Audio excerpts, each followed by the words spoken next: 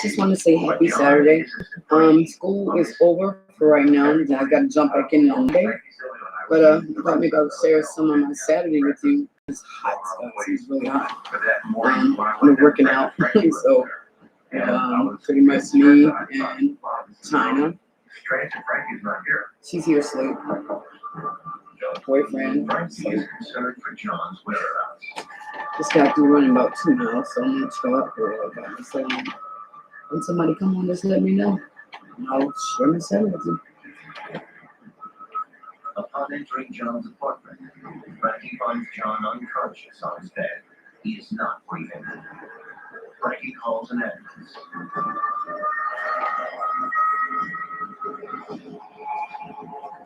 Paramedics arrive on the scene. But there's nothing they can do. But he's in John Kennedy died today while shooting a movie in Mexico. The comedian leaves behind a wife and Do two it like children. The camera was on the dog. And one of the drivers came to me and when he told me John's dead. And I was shocked. My son shook me awake. He said, Dad, John Kennedy's dead. Oh, you can run. It's got to be a joke.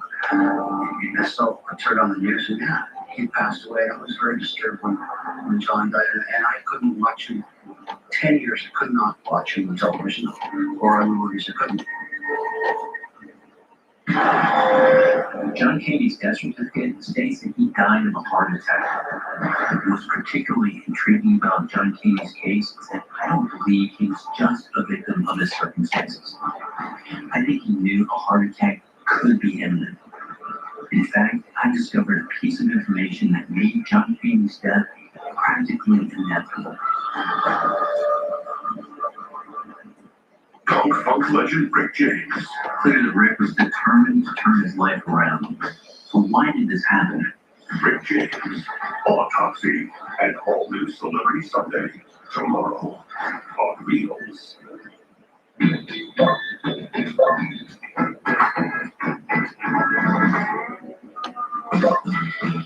Protect your pet with the #1 name in flea and tick protection. Frontline Plus, trusted by vets for nearly 20 years. Discover new San Pellegrino Essenza, a twist of Mediterranean flavors with the gentle bubbles of San Pellegrino. Add a twist of flavor. San Pellegrino Essenza, tastefully Italian.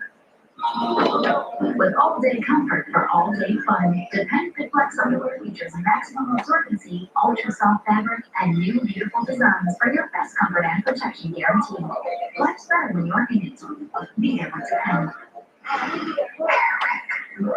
You don't live in one corner. Fragrance shouldn't either. Airwicks new technology releases fragrance upwards and outwards, unlike Febreze. So now you can fill every corner with fragrance. Upgrade to Airwick.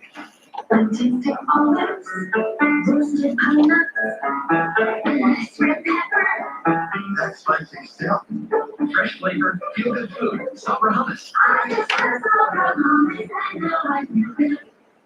Your Vitafusion Organic Gummy Vitamins are so yum. It's like getting the benefits of meditation on vacation. New organic gummy vitamins from Vitafusion. Vitamin better. We're so organic. To present the flavor we've all been waiting for, the hazelnut spread, the M&M's candy. What did you do? I'm on dating? Well, my kids say it's a great way to meet someone, but where do we can get started? Open laptop, go to OurTime.com, just take a look. It's easy to take a look on Our Time, the dating site for people over 50. I wanted more from my COPD medicine. That's why I've got the power of 1, 2, 3 medicines from Trilogy. The only FDA-approved 3-in-1 COPD treatment. Trilogy. The power of 1, 2, 3. Trilogy. 1, 2, 3. Trilogy. Trilogy is the power of 1, 2, 3. Breathing better. Trilogy works 3 ways to open airways, keep them open, and reduce inflammation for 24 hours of better breathing. Trilogy won't replace a rescue inhaler for sudden breathing problems. Trilogy is not for asthma. Tell your doctor if you have a heart condition or high blood pressure before taking it. Do not take Trilogy more than prescribed. Trilogy may increase your risk of thrush, pneumonia, and osteoporosis. Call your doctor if worsening breathing, chest pain, smoke or sun swelling, problems irritating, vision changes, or can occur. If your COPD medicine is doing enough, maybe you should take it again. Ask your doctor about once daily Trilogy at Power 123. Take 1, 2, 3. Take Trilogy.com. Let's talk about food, like this pig we scoured the world for. At Daily Harvest, we take our time, so you don't have to. This is nourishing, thoughtful, real food, ready to eat in minutes. Go to dailyharvest.com and get started today. Browse for days. Enhanced up to 48 hours. Unbelievable Longwear Brow Gel by L'Oreal Paris. No smudge. Sweat resistant. Waterproof.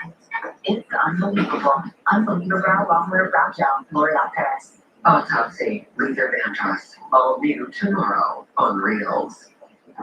Expert forensic pathologist Dr. Michael Hunter is investigating the reason why John Candy, the much-loved son of Uncle Buck and Cool Runnings, died of a heart attack at the premature age of 43. So far, he's identified diet, stress, and drugs as contributing factors. But could the real reason for John's death have been something beyond his control?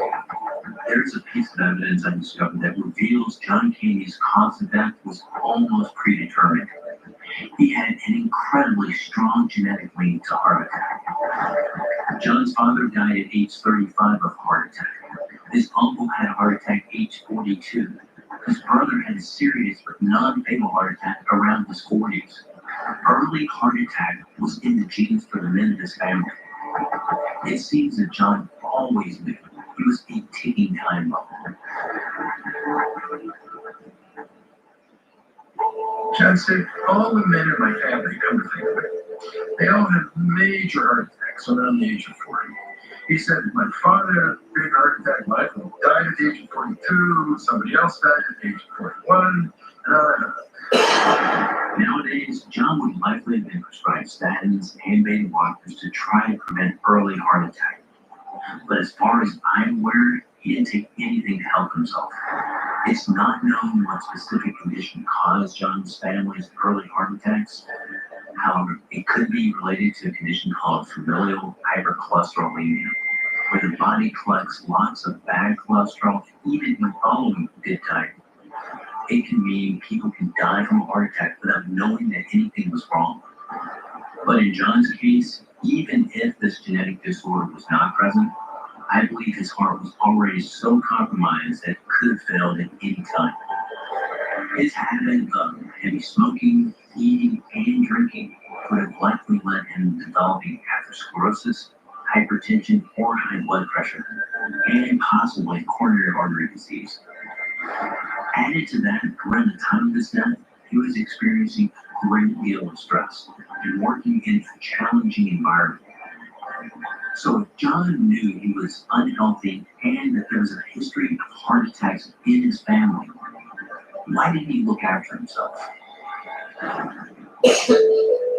John was super sensitive about his weight, and nobody that I know of ever approached the subject with him, including me, of course, as we hurt him too deeply.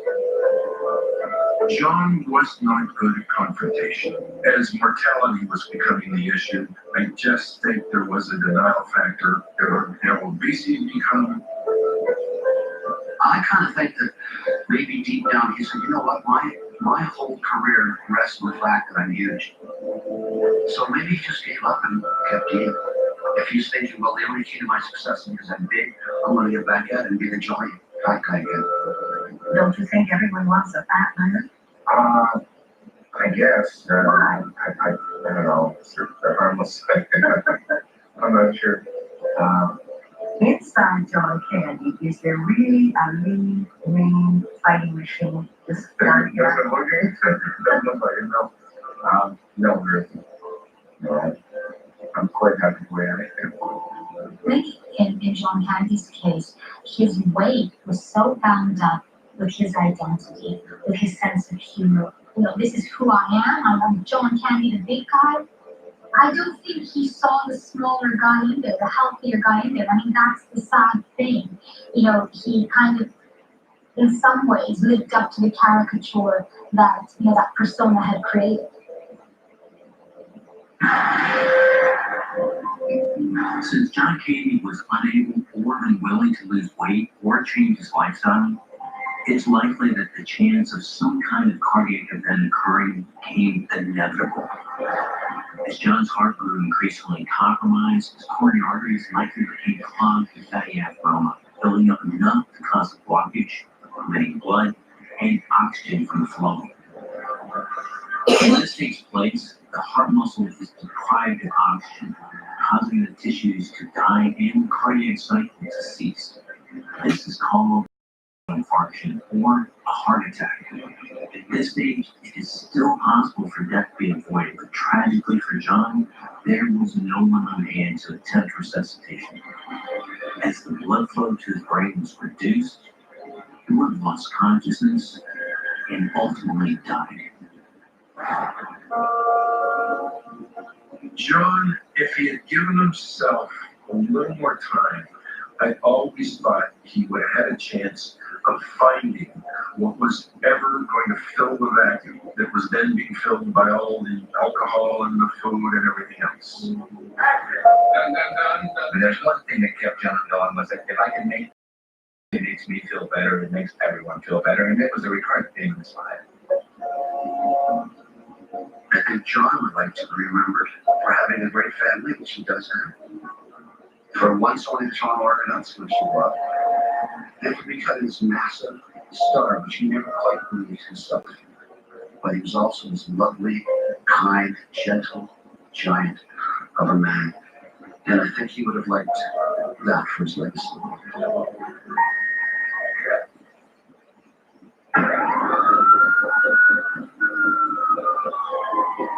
Another generation has lost another bright young comedian. Tonight in Chicago, there are tears at the death of Chris Farley. Farley's brother found the 33-year-old woman dead on the floor.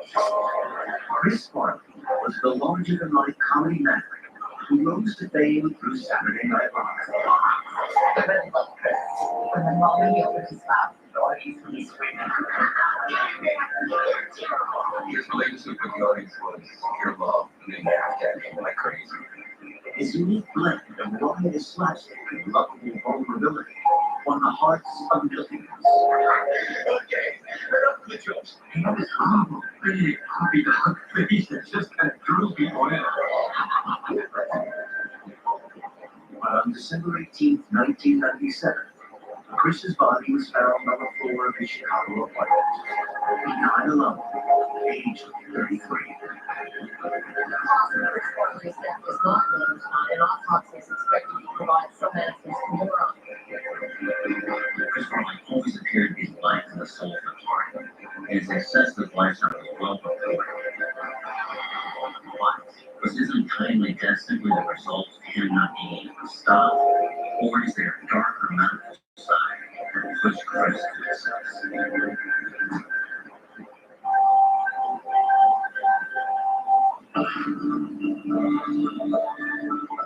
Dr. Michael Hunter is a world-renowned forensic pathologist. He's performed over 4,000 autopsies to investigate and reveal the cause of death. Today, he's the chief medical examiner in one of America's biggest cities. This is Chris Farley's autopsy, and I'm going to use it to try to determine why this hugely popular entertainer died alone and at such a young age.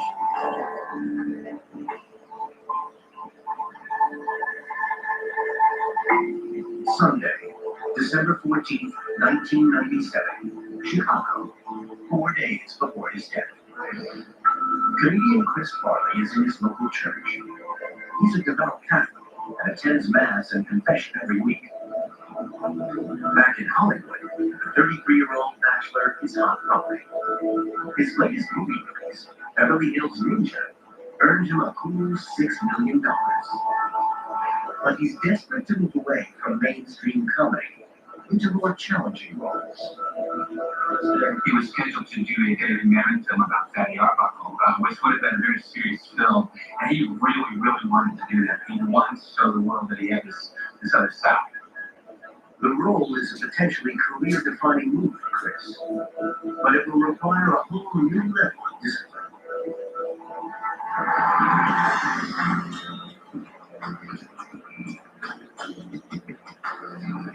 Hours after leaving the church, Chris heads downtown to a bar, Christmas drinks with friends and family.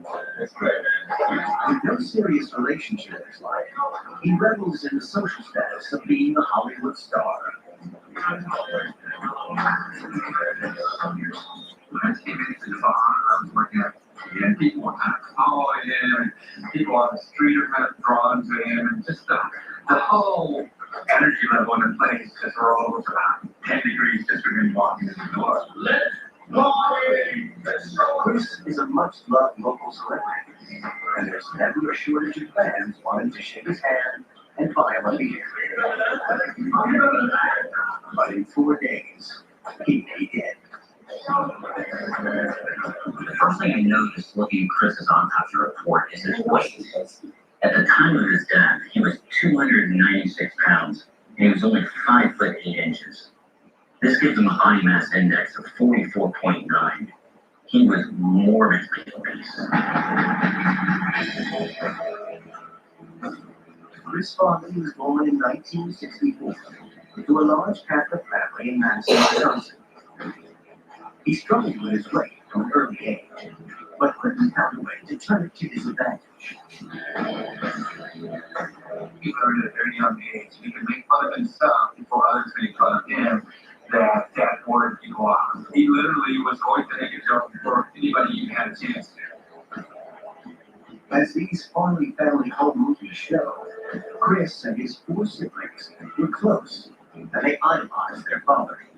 Dad is such a larger than life figure. And the kids are all competing to make him laugh all the time. And Chris, in a family of pretty good comedians, is the best at making his dad laugh. And he quickly sort of found out that making his dad laugh was the absolutely most golden feeling in the world. It's a feeling Chris pursued on stage. By his early 20s, he was living in Chicago and forging a career in improvisational comedy at the famous theater company Second City.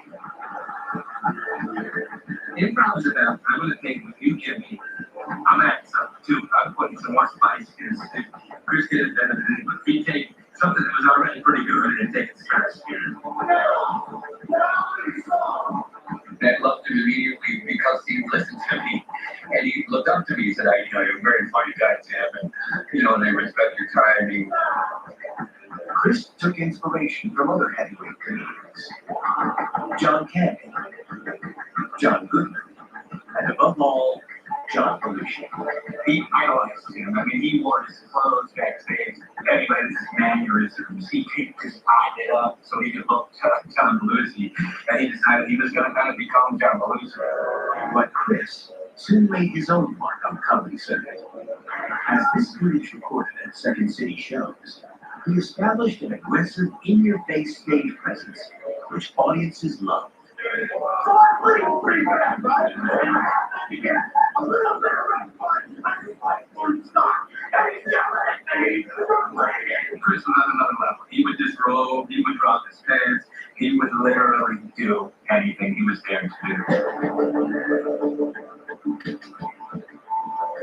Looking into external examination of Chris's body, the next thing you notice is a series of bruises around his left eye and his buttocks. Despite his size, Chris was an extremely athletic man, known for his wild stage antics and outrageous stunts. It was like a tornado coming in the room. He chose to take a running dive straight out, so all you saw was this big fat guy come flying from stage left, slammed straight on the ground, and get up and say, sorry, I'm late. He'd get frog with the ground, he'd roll around, he'd push people, just being silly. So when he would take his shirt off, You'd see bruises on him because, he was his own padding. He wasn't protected in any way. Chris's most famous character, Matt Foley, was the perfect vehicle for his no-holds-barred slapstick.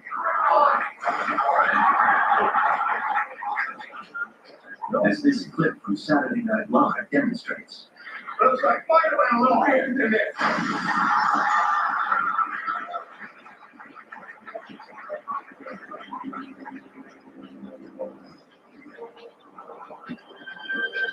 It is likely that these bruises are a result of Chris's physicality during performance, or maybe a simple fall. There's certainly nothing here that suggests foul play, and these injuries are minimal and in no way contributed to it. But what is clear from the autopsy is that Chris was as reckless with the inside of his body as he was with the outside. Sunday, December 14, 1997. 3.5 days before his death. Chris is eating dinner and drinking heavily. Cheesecake. Hey, Randy. Magnificent vial. Thank you. As you know, Oh, I'm always working on honey. and this could have put him at risk for a number Yeah, I of know, right? I'm weight training now, so how you been doing? Great, I hope. It could be I'm gonna make you a mod again, okay? Give you back your rent, because I've been trying to find you. I'm glad you're on here. You'd go out to dinner with him, and you'd order maybe, just starter plate and a margarita. He would order 2 starter plates and 2 margaritas, and then he'd add 2 more margaritas. Whatever you ate or drank, he would order much more of it. ordering double of every dish was a ritual Chris became well known for in his circle of friends. It's not clear from the autopsy report whether Chris had diabetes. No, hon, you're never too rude. We're just chilling. Everybody's asleep because it's so hot. Hey, look at the dog. Even if he did have diabetes, Normally she's on the vent right now, so but she got cold, so she jumped on the rug. Well, you're not being rude at all, and I thank you for the compliment because you know what? I work out real hard, but I think last year about this time, you see my first video, because you've been with me for a long time. I was pretty big, but now I've lost the weight, and I still got one more workout to do, and I'm gonna be like watching Reels marathon now because I love Reels. And then you're talking about the what to a lot of these stars. I sit back and I watch it. It's one of my favorite shows, but I got one more workout to do, and it's gonna be basically like kickboxing, and I gotta do that again at 7 o'clock tonight. So, but I decided to say I'm gonna give me a little bit of rest today because I got an A in my college homework. I've been working hard on that too. So, but pretty much we're just chilling. It's hot. It's really hot here. So, but I'm glad you're back because you look good with your blue on. I miss you, Randy. You know that. I'm glad you're my mind, but I'm like I said, I'm just chilling right now. I'm gonna go back here and probably do my hair in a little bit because I got church tomorrow, revival here. But other than that, we're just chilling. So, but I hope you're having a great Saturday.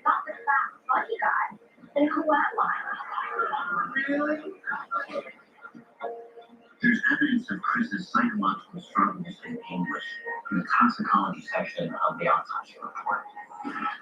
They found traces of fluoxetine, commonly known as Prozac, in the blood and in the liver. Prozac is a strong antidepressant used to treat a number of psychological conditions, including major depressive disorder. So, did Prozac play a role in his death? Or does its presence simply indicate that there were much bigger demons in his life? For an energy member. If it was, Well, I'm glad. Yeah, it's very hot. How hot is it where you are? It's about 99 here in North Carolina. But also it's a pregnancy hormone. Our baby girl's first one was filled with 5 sets of open arms. Excuse me. Ooh. I had some baked fish earlier, so now I got the hiccups. Got pretty drunk last night. So me and drinking don't get along too good. I really don't.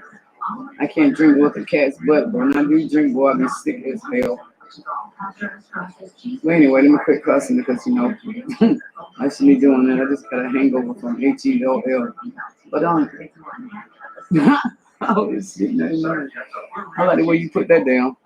Really, I am drinking that beer, man. I had like 7 Bud Ices yesterday. Oh my god! And my dad said to me, he said, "Stacy, the only way you're gonna get rid of that damn hangover is get you another beer." So I'm drinking. 60 degrees, God. I wish I was where you at. Where are you, in Canada somewhere? Wish I was there where you at. Shit, it's hot as hell. It's hot. Very hot. Excuse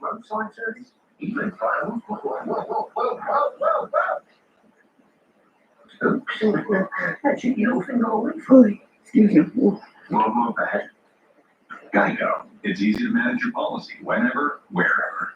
Trouble you for another month. So what do you do this weekend?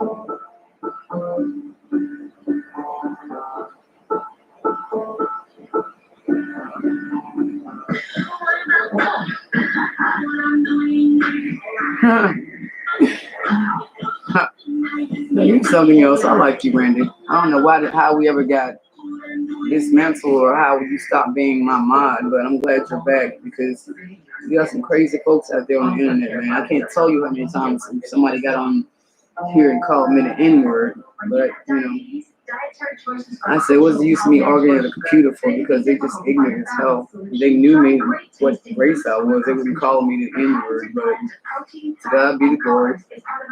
Oh, Kansas. Oh, hell yeah. I love Kansas, man. I love Kansas. I always have, I always will. I don't know why they moved back there when I came out of the Army. Have you changed your display pic on here? Yeah, I changed it. You know, I try to do a little change up every now and then. Because, you know, the last show I had, you know, had to get rid of that. Some crazy people had my doxing me and all kinds of stuff, man. I was like, you know what? Then my dog died, Jacob. So I said, you know, I'm going to get rid of it. And then I guess I started this channel right here like less than 30 days ago. And already I think I got 32 subscribers, you know, so that's awesome. Yes, yes, yes, they do. Yes, they do. I know. Yeah, the thing about it, so what's crazy about it is that I'm half black and half Puerto Rican and 1/3 white. Ain't that some shit? But anyway, you know how people can be just ignorant, you know, but I don't let that get on my skin. I guess for 32 years in the military, I ain't never seen no stuff like it is now here, but I'm telling you, even Donald Trump telling people to go back where they come from. Not like Donald Trump. Oh, it's okay. Jacob died about, he's a white dog. Jacob died about 3 months ago. He had Pablo.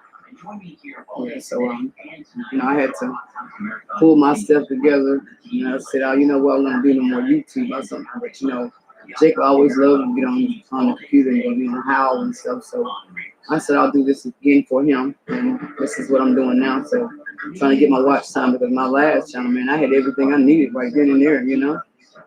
But, you know, subscribers, they come and go. But true friends, priceless, man.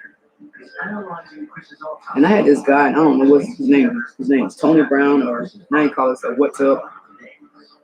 And that guy's a character, you know. I put him on my wing, try to give him some. Yeah, you're right.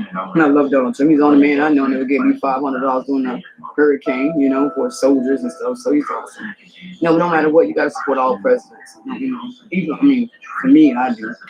You know, being military, working for Colin Powell and all this other shit, you know. But if I had to look back, my favorite president probably would be Bill Clinton.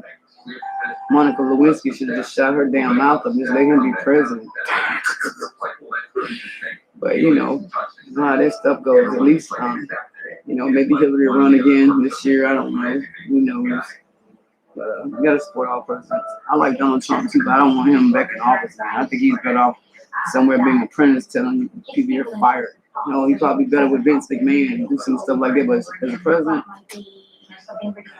my deal is if you're gonna be in the military, you're gonna be president. I think the person should be at least 20 years in the military, because how you gonna lead military if you don't know exactly what you're doing?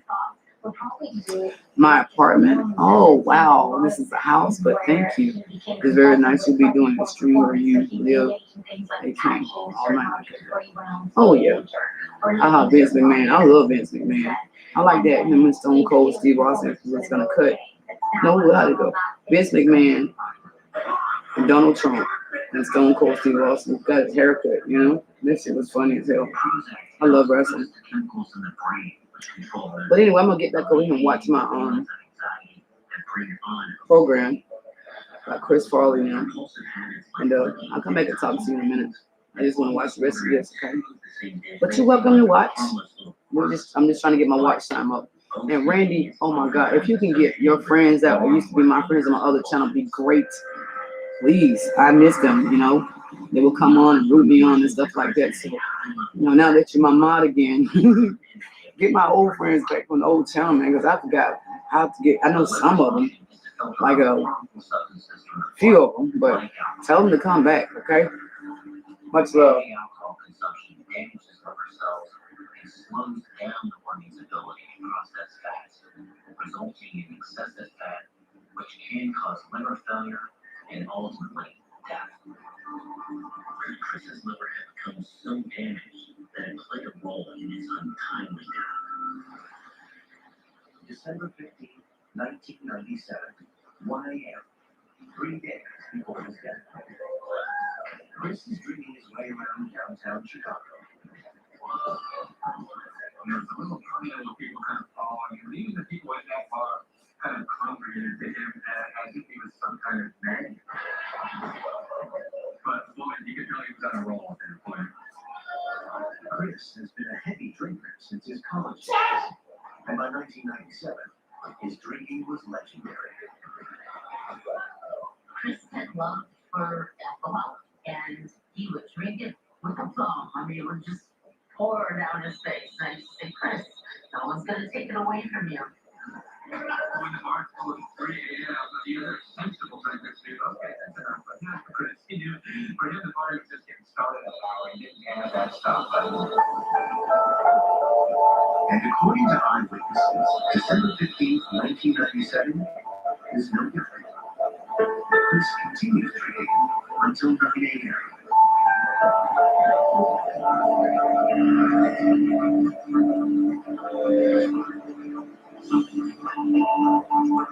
There's evidence in the autopsy report that Chris's alcohol use had caused a fatty liver, but it appears to be functioning properly because there's no evidence of cirrhosis. December 15, 1997.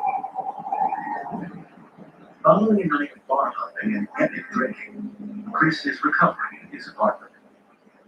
His friend Tim O'Malley pays him a visit. He's crying. I said, what's up? And he said, there's this movie that David Manman wrote about Fatty Arbuckle, and he wants me to play the lead. Right? You can take it seriously. It's very important that I do it. It's a tragic story. I won't be the clown anymore. I get to play a dramatic role. You're welcome to Chris, okay? Although Chris appears a perfect choice for the role of troubled silent film star Fatty Arbuckle, his lifestyle is far from perfect. And he said that the contingent for this movie is that I stay sober for 2 years before they film it. That was his big fear. He was like, I can't do it. I can't stay sober for 2 years. I'm glad you can tell, because I was 180 last year. Now I'm 130. But his relationship with rehab was never easy. Chris was in about 17 rehabs over the course of his life, and varying degrees of difficulty. And at times it would work, at times it wouldn't, but he almost treated it like timeout. It was something he did to tick a box. Chris's attitude to rehab was fueled by his equally obese father. Chris adored his dad and always craved his approval, even telling friends he stayed overweight to please him. But Tom Farley Sr. had no time for rehab. There was a very famous story about Chris and his dad going to a vacuum. And I get into the group therapy portion of this. His dad looks at Chris and says, we're out of here. And I go off on a bender. They go off on vacation. Well, that's a pretty good idea of how his dad might thought about rehabilitation. Chris faces an ultimatum. He stopped drinking, while his dream of a serious acting career is over. From the autopsy report, I could see no signs that Chris was slowing down. It seems to me that his much-loved father may have unwittingly played a central role in fostering some of his addictions. But the results of the toxicology report come as a great surprise. There is no alcohol in his system when he died. This tells me that he must have quit drinking and had a chance to metabolize that alcohol away.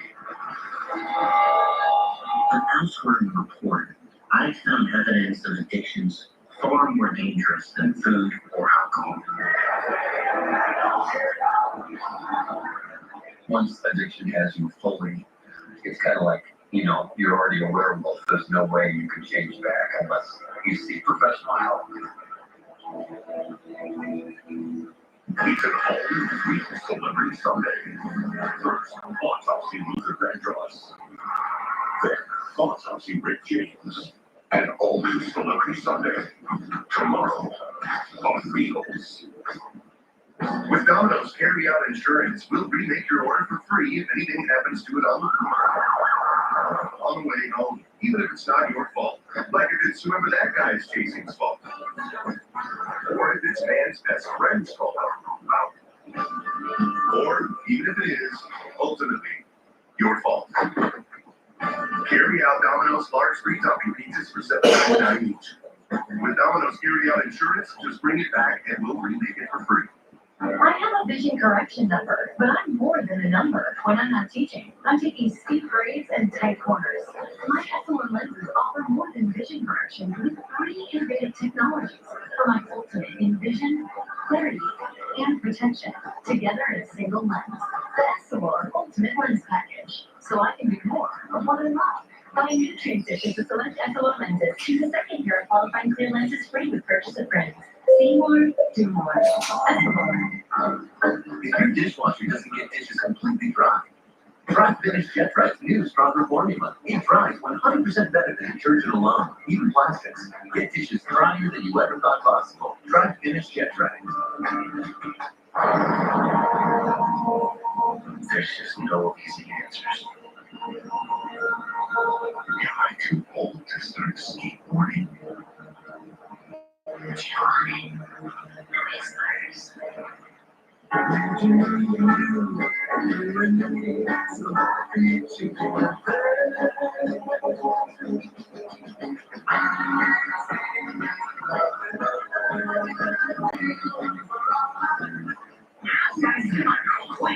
Okay, do I have to break you guys apart? Just touch it. If you don't stop, I will eat all of you alive right now.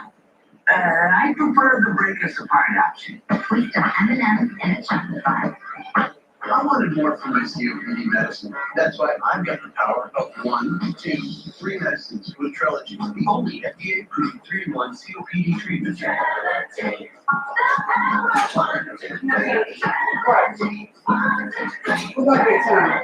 With Trelegy and the power of 1, 2, 3, I breathe better. Man, something I'm hot up there. Open airways, keep them open. Well, I know the devil, man, is here, but it's hot. Better breathing. Trelegy won't replace a rescue inhaler for sudden breathing problems. I'll be right back. I hope you will still be soon. Yeah, I'll be here all day, but Before taking any, you don't take Trelegy more than prescribed. Trelegy may I don't know. I gotta get ready. I don't know what time it is. The clock at 12. Hold on. I think my COPD medicine is doing enough. Damn, it's hot. Like again. Yes, you're done here, but I want Stanley Trelegy and the power of Hey, you not ready.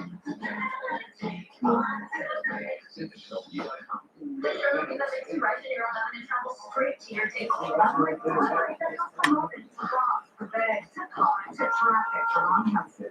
Oh, so I'm gonna get my own soda. It's not delivery, it's DiGiorno.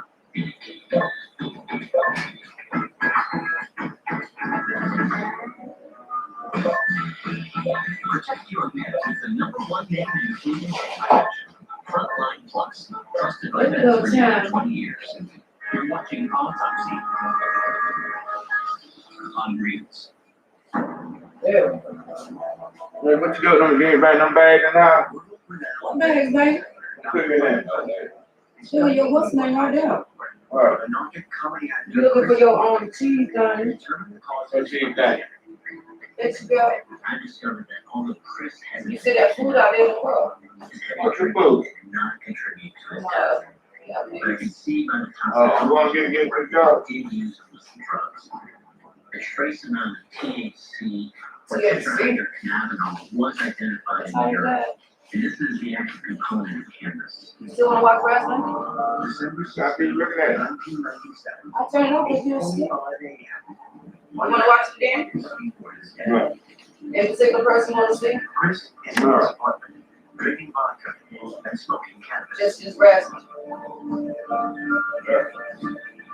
Very cool. You gonna roll, what's the name? Just like being rich and famous, and with no sugar. It is so hot. Well, I'm gonna get no. A call. You would, you can have this house. Give me your house, Randy. I'm gonna like put up WWE Network. I don't care if I get a channel. What do you call it? One of those channel strikes. I don't know. YouTube need to change some of their rules. If I pay for something, I think it's supposed to be mine. Appears interested only in her company. His mood is despondent and manic. The effects of cannabis on the brain are much disputed, but combining alcohol and cannabis, they magnify feelings of anxiety and depression. Now, the autopsy report shows only a small concentration, so this did not contribute in any way to the death. But his wild behavior does suggest a mental condition that may have led him down a self-destructive path. I'm gonna get you. It was very obvious to people that he had SummerSlam. psychological issues. I Needed to- suggested maybe he needed to speak to somebody, and he said, no, I'm Oh, the rock. a priest that I see twice a week, so I don't need to do anything like that. We got the time. We can talk about going to confession and having a priest say, hey, you're absolved. And I say, Chris, when you're absolved, it doesn't mean drinking and drugs. You're not being told you can go out and drink again. Kid behind the camera tonight. We're done with Kim. I am. We're crazy. Chris wasn't receiving proper therapy for his psychological conditions or for his multiple addictions. His depression was worsening over these last few days. I have to wonder if he was drinking. 12 o'clock. I mean, I. No, honey. You don't need no 12 o'clock. The battery dead. I gotta get some more batteries for it.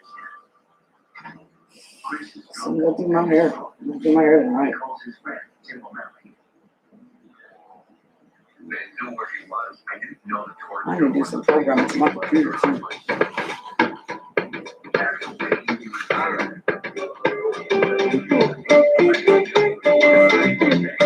See you at 10 o'clock tomorrow and try to get off. Smell what the rock.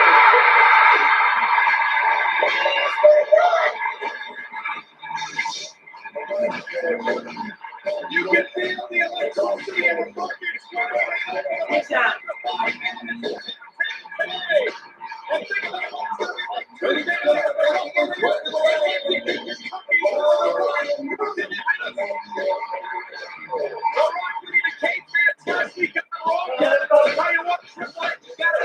He thinks he won. He actually got out of there. Yes, but the referee was down the time. So there is a competition within the rivalry and Triple H marks so many chapters like a river. Michael, I don't think the final chapter has yet to be hit. The Rock, though, certainly with a lot on his mind. And at the end of the cage match last week, The Rock attacked on a second straight.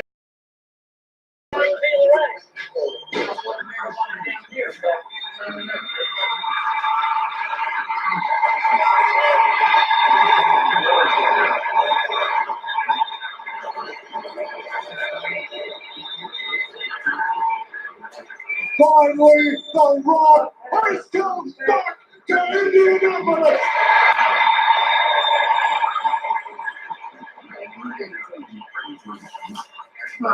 Triple H, let the Rock understand this for a second. Last week on Raw, he beat your ass in a cage match, And now this week, you're the #1 contender for the WWF title. Well, The Rock realizes why that is, because you got a 3-foot nose, you turn it sideways, and stick it straight up Vince's ass. #1 contender or no #1 contender, The Rock is going to do to you exactly what he does best, and that's lay the smack down on your candy ass. Billy Gunn.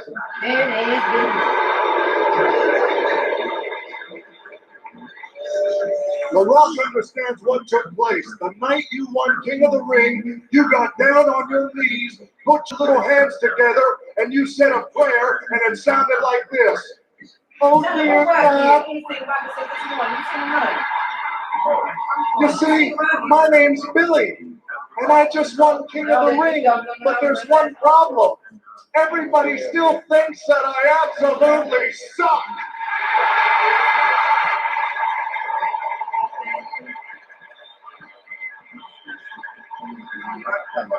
And then at that point, Billy, your house started to shake, the heavens opened up, and God himself spoke to you and said this.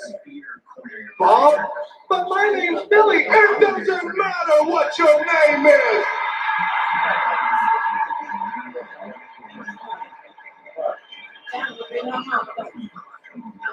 You are absolutely right. You do suck. But there is one thing, and one thing only you can do.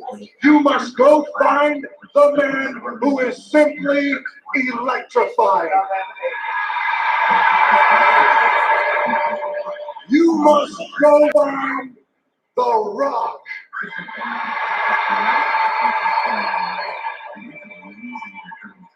Oh my God! Anybody but The Rock, go your room and shut your mouth!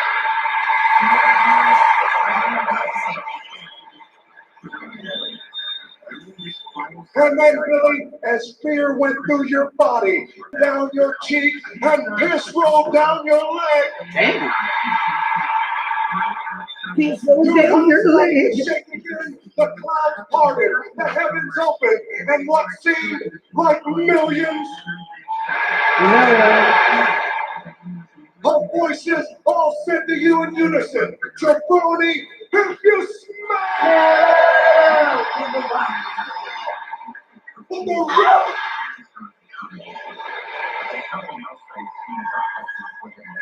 is cooking.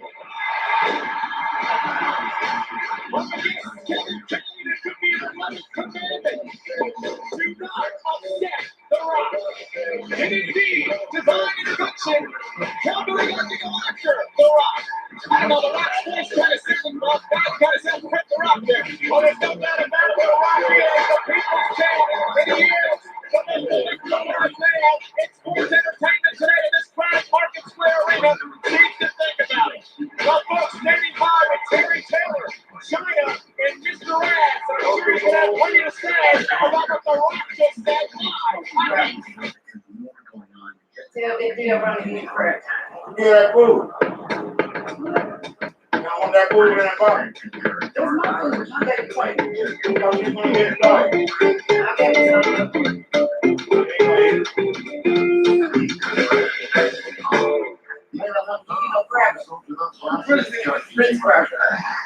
Why you got to fight one over there. Why are you getting on that food? You have a business, and with YouTube, you can open your door to half the world's internet users, while only connecting with the viewers most interested in you. It's a destination for, well, everyone, all interests, passions, and backgrounds, and over 90% of people say they discover new brands or products on YouTube. Whether you want more locals to visit your store or to drive people to your website, YouTube is here to showcase what's great about your business. Bring your business. I don't know what the Rock is.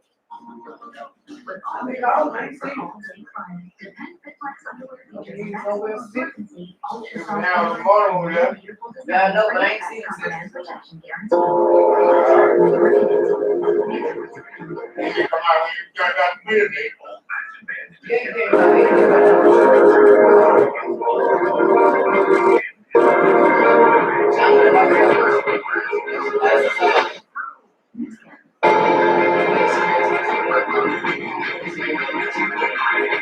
You know, you want my man down. You want my man, but you can't have him. This damn ass on YouTube.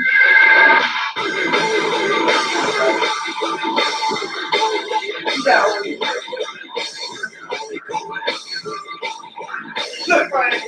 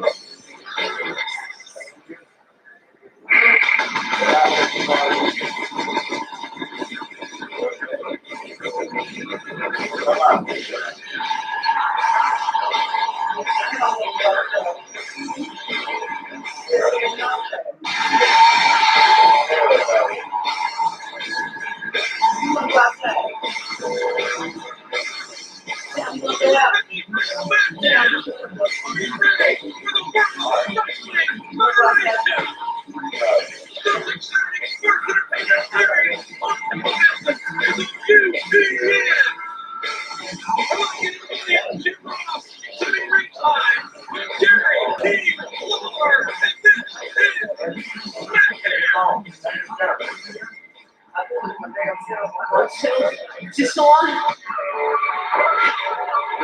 Give me one of that Triple H.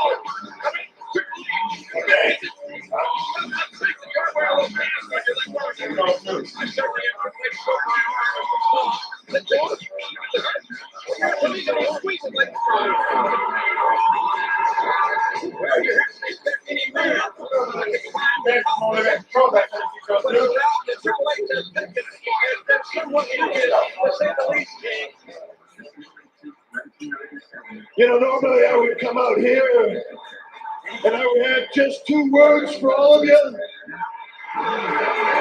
But tonight, I've got about 4.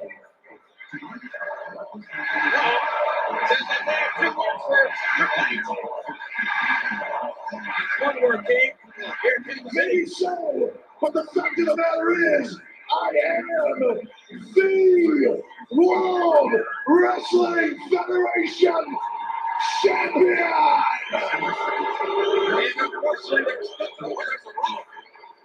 And for each and every one of you, right down to every corporate honcho in the back that said, oh, you can't do it. You'll never make it. Who held me back?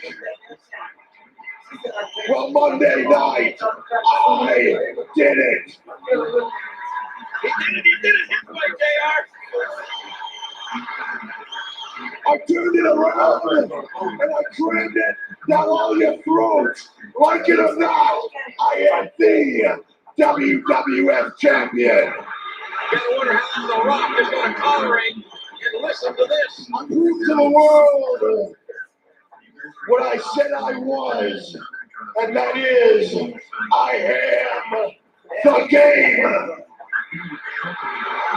He's done it. He proved it. Not Stone Cold Steve Austin,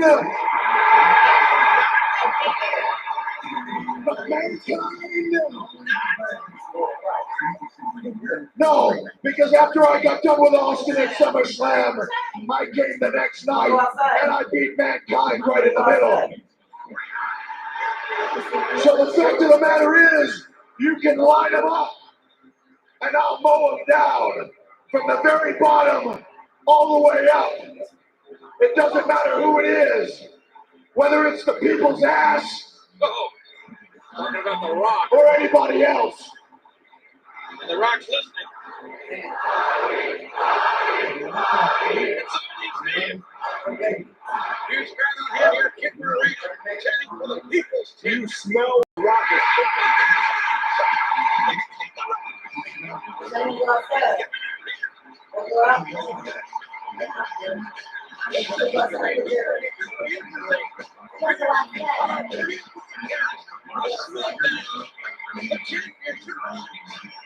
And the people's team.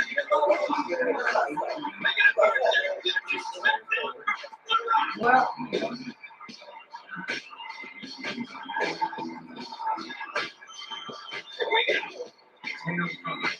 We can feel the tension here, and it's all about the WWF title.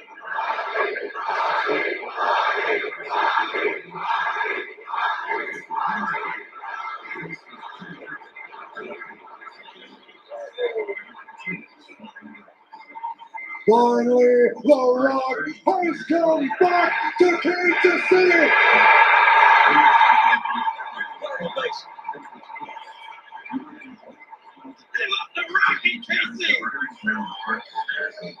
How dare you, little jabroni, come on to The Rock show, come on to the People's show, come on to the premier show, SmackDown, and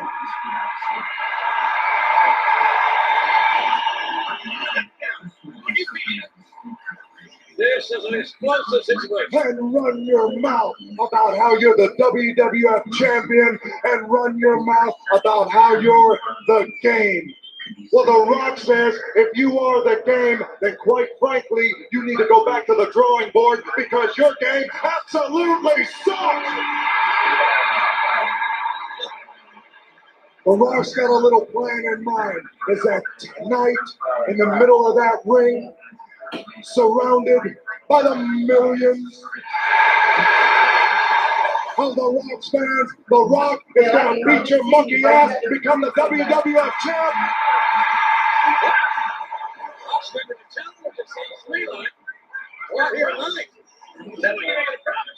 And there's two things you can do about it, absolutely nothing and like it. Rock, if you even want to play in this game, you got to be in my league. And listen, you little jabroni, you are nowhere near my league. So what you can do is you can run your little ass in the back, go back to whatever it is you were doing, and get lost. Well, why don't you accept the challenge there, tough guy? If you're such a great champion. I think he can't hear you, JR. Obviously, there's a lack of communication. You left The Rock with just three choices. The first choice is The Rock could go in the back, take off his electrifying $800 shirt,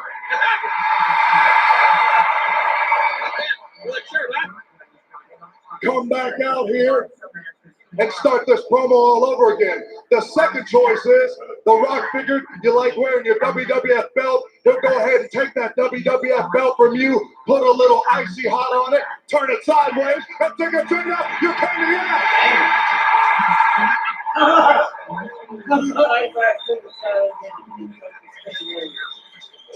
The fact of the matter is, Rob, not only are you not in my league, now you can't even hold my jock. Seeing as The Rock was not done speaking, you should know your role and shut your mouth. Very inflammatory remarks back and forth here. The Rock's third choice Something's gonna hit there. I can feel it. Oh, I can feel it. You're right, King. I understand. is he could walk down the people's ramp just like he's doing now. He's walking down the ramp. Have you take a listen because they are chanting his name?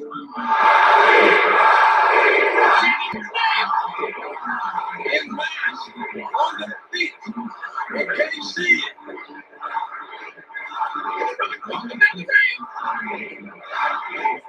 Then The Rock figured he'd take his $600 shoe off, just like this, turn it sideways, just like this, and stick it straight up your candy ass.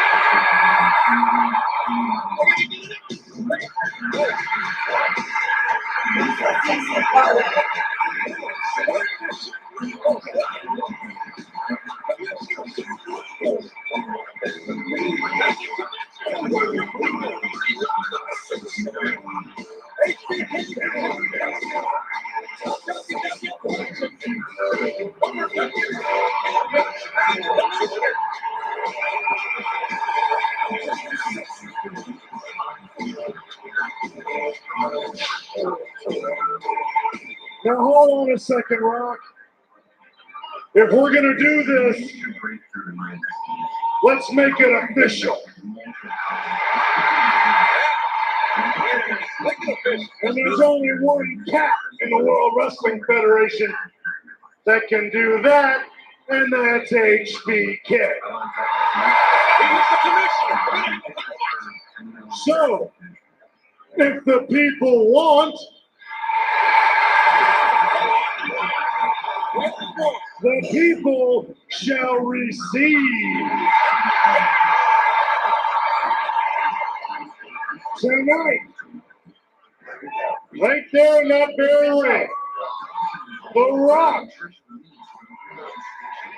will take on in one-on-one competition Triple H.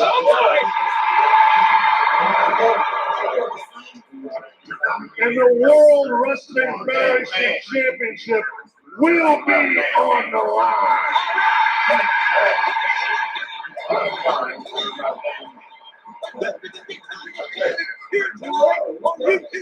And just to make sure that there are no shenanigans, no crooked referees, I figure there's only one man in the World Wrestling Federation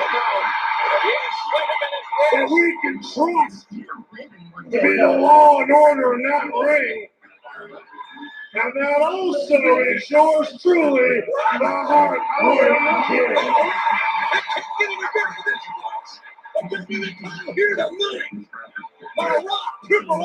So if you don't mind, in your WWF Championship match, I will be the special guest referee.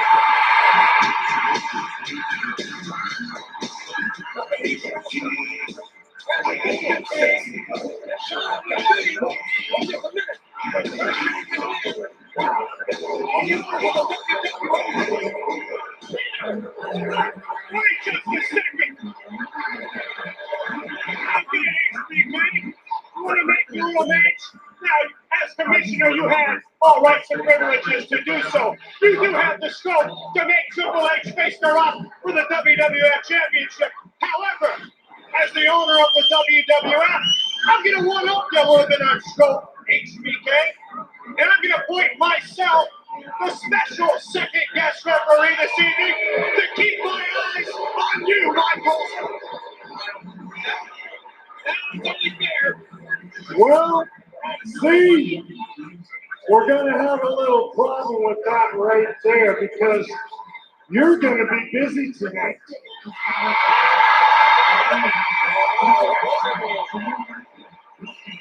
Let me give you a little lesson in stroke, McMahon. Seeing as that I can book any WWF wrestler in any match at any time and coming off a stellar 4-star performance at SummerSlam, you yourself now are a WWF superstar.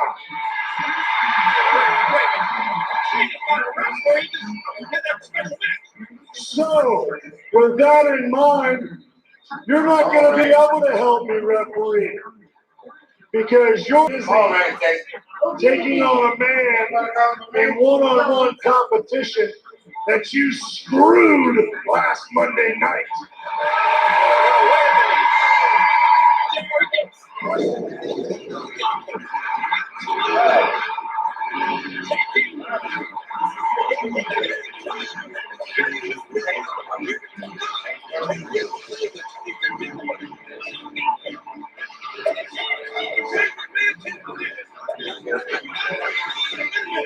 All this talk about stroking and screwing has got mankind a little bit excited. So I figure, why put off until today what we can do tomorrow? So what mankind is going to do is he's going to unbutton his $3 Salvation Army special.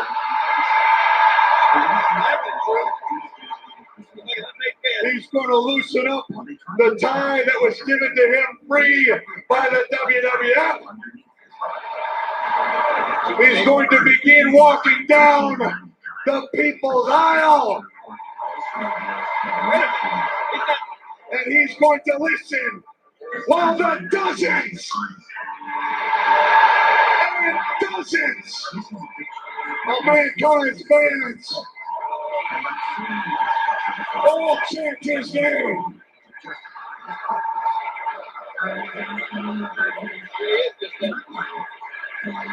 When Lord says on this tongue, he's going to lay a smackdown on your cat.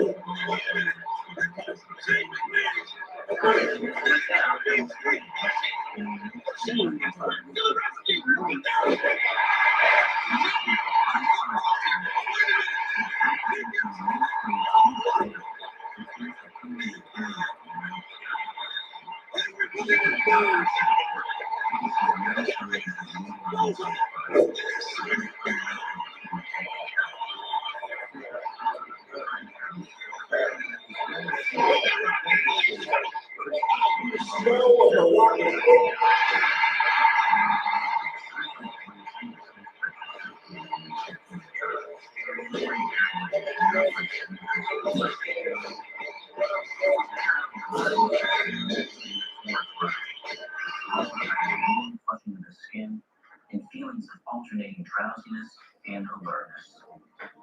Taking heroin on top of cocaine is a potentially lethal combination known as a speedball. Chris is a comedy idol. We're back on SmackDown, and Tess is nervously awaiting the arrival He was found of Stephanie McMahon in her answer to Tess' marriage proposal that Tess made this past Monday night on Raw. Chris has been obsessed with number 33 because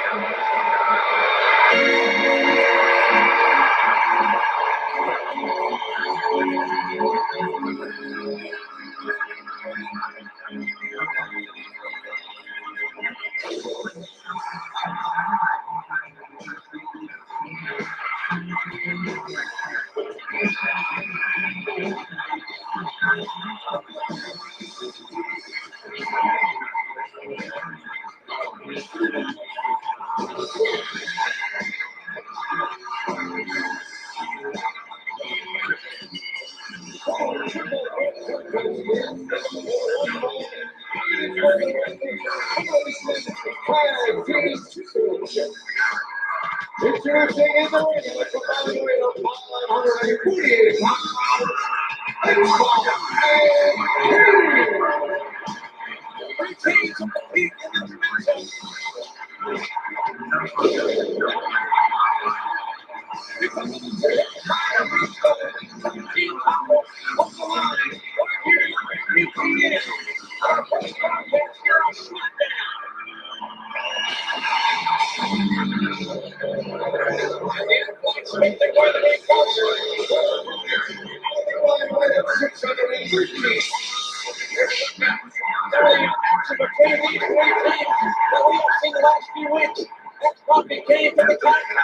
from the acolytes, and that was the Lord.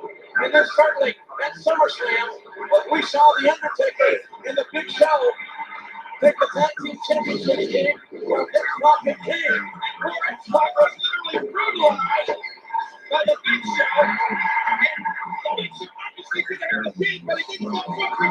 Reach outside the Undertaker and and now the SummerSlam, so the Big Show, the 500 pounder, the Universal Champion, and then this past week on Raw game, when I was at the hospital, all his breakers.